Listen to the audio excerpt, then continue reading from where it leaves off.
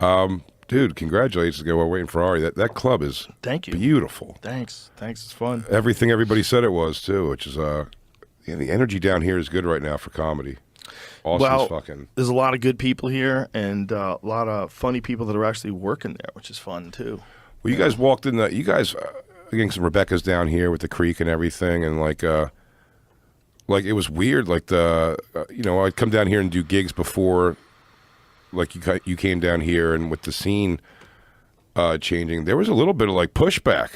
What pushback? In the beginning? I don't know if it was like if you got it on your plate at all, but like it was funny. Like some of the comics in Austin, you'd be like, "Hey, it's like it's becoming a real scene down there," and it's like, "Yeah, for like this batch of people." It's like it seemed like it caused a divide that I didn't know was not even like there was already that thing in New York. I felt like you're always going to have people when there's a lot of shows that only have like 4 or 5 people, like the Joe Rogan and Friends shows that I was doing at the Vulcan. The people that are just left out.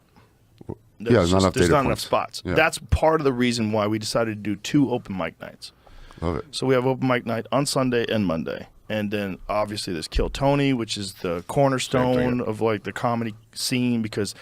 That's for the new people. A lot of times that's where they get their first set and they're doing it live and on fucking YouTube. It's amazing. It's a great fucking fun show. And it was awesome watching you guys on Smart to have it was killer. a open mic right there. They're there for it anyway. Why make them waste their night if they don't get drawn? Exactly. This way, you got a chance to do the open mic. You got a chance to do Kill Tony. There's another open mic on Sunday. It's like the way it's set up, it's set up to foster new talent too. It's not just set up to take care of existing talent. It's set up so that you create a nice comedy environment where people can go and see guys like Shane Gillis, see guys like you guys go up, see guys like Greg Fitzsimmons or, Schultz was here last week. It was fucking amazing.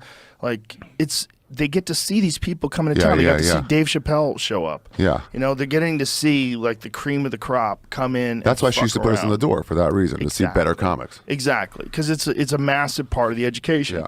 So we wanted to make sure that was like a big part of what we were doing. Dude, there's a swarm of employees. Just like all comics, I assume, or some level of it. Yeah. Yeah, a lot of just taking care of everything. Yeah. And they get to punch out. Like if they have a set, they can go punch out. Love that. And come back. Oh, really? Yeah, if you have a set across town, just punch out, come back. That's awesome. Yeah, don't waste the night. Do a set. Yeah, the whole idea is that it's an environment for growing new people and for like spreading comedy. Like a lot of comics, particularly in the beginning, they need like something that they can believe in and count on. And you don't necessarily get that if someone's doing these pop-up shows here or there. You're like, how am I included in this? How can I get included in this? Yeah. And the only way is you have to have open mics. You have to have open mics. It's the only way. And then on top of open mics, you have to have like little satellite rooms. There's got to be a way you can kind of branch out. This guy's got a room here. He's got a room there. And you network with the other comics that are doing that, and you put together a fucking act. But you want to know that there's like, what's the scene like? What's the community like? How many good comics are around here? How can I learn from these people? Because if you're stuck in a place where you're the funniest guy in town, you're in some weird spot in the middle of nowhere. You got to get out of there, right? Like if you want to grow as a comic, you're not going to grow in a vacuum. Yeah, you're not going to grow in a vacuum. But do you think that's what I mean? Because it used to be obviously always they'd push you to the coast, New York or L.A.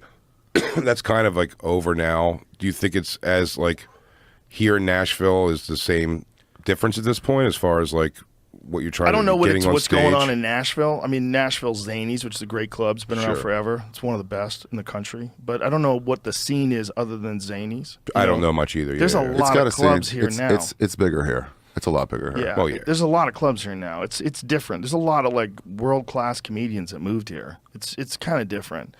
And it's just, look, I just want to make it a great place for everybody. I want fun for what we love to do. That's what we loved the most about the store was the hang, the camaraderie. Yeah. We were just always fucking around, always laughing, always having fun. It was already a fun hang. Yeah, and we also watch each other's sets. I like that new thing. We talk about a new bit.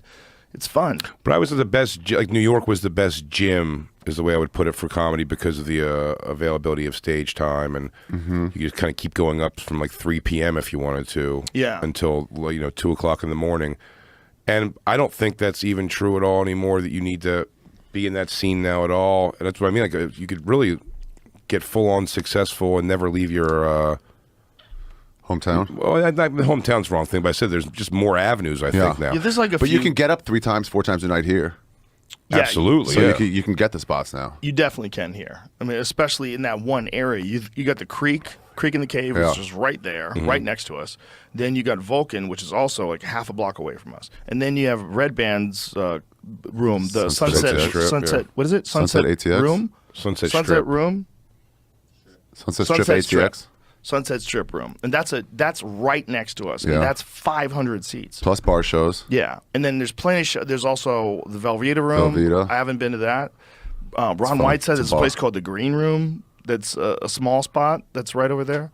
So there's a lot of spots, and then you're always going to have the out of town stuff. You're always going to have someone's doing a comedy show in Dripping Springs. Someone's doing a comedy show here. There's a bar. They're hiring comedians. But the industry is not leaving LA. That's what I wonder if it's going to go like like that ever. Because look, I mean, yeah, sure. What is the industry, man? The industry is kind of podcasts. Yeah. For us, the industry is podcasts. The industry is podcasts and stand-up. That's the industry for us. Like, we think of the industry as like someone's going to hire us to do something outside of doing stand-up. Yeah, right. It's like, which is like, is that really what you want? Kind of over.